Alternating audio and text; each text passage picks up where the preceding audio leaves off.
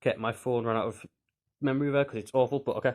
We got to a point where we worked out from this equation 2x plus 4y equals 8. On that line, x is going to equal 4 on the x-axis and y equals 2 on the y-axis. Because we used a cover-up method there, just to recap that. So we've got this point here on the x-axis 4, this point here of 2 on the y-axis, and then we can draw the dotted line because it's a, go back to that, it's a, greater than, or less than, sorry, not just a greater than or equal to, it's just less than, rather than less than or equal to. So that's going to be a dotted line rather than a full line.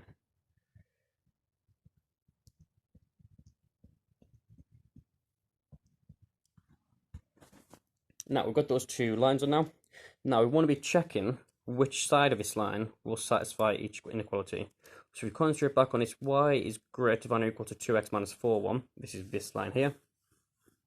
And we want to know which side y is going to be greater than it for. So if we pick a point on either side, so for example, I'm just going to pick 1, 1 here. So that's on this side, not that side. So that's 1, 1 there. And when x is 1 and y is 1, you'd have 2 times by 1, so 2 times by 1 minus 4 equals 2 times 1 is 2, take away 4 is minus 2, that's a terrible 2, and on either side you'd have 1, and just checking if that works, so you'd have 1 is greater than or equal to minus 2, that works, so it's that side satisfies it, so we're going to put the lines on this side of it. But sure, anything on this side of the line is not going to work for these inequalities we've got here. Same thing with the next one. So we've got this line here for 2x plus 4y is less than 8. And again, I'm just going to pick a random point. So maybe just 0, 0. So x is 0 and y is 0. So 2 times by 0. Add 4 times by 0.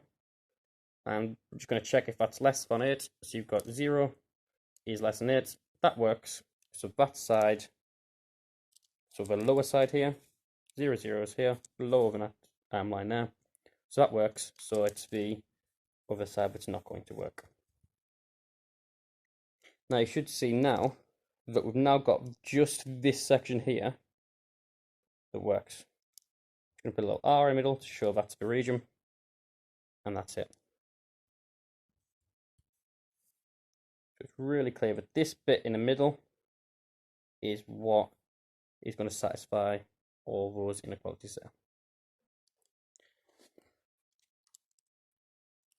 And that's all the working. If you wanted to take a screenshot or whatever to try and remember how to do any of this. Or you can go back to video at any point, recap any of it as well. I haven't done a video like this before, so it might be awful, but just let me know if it works or not.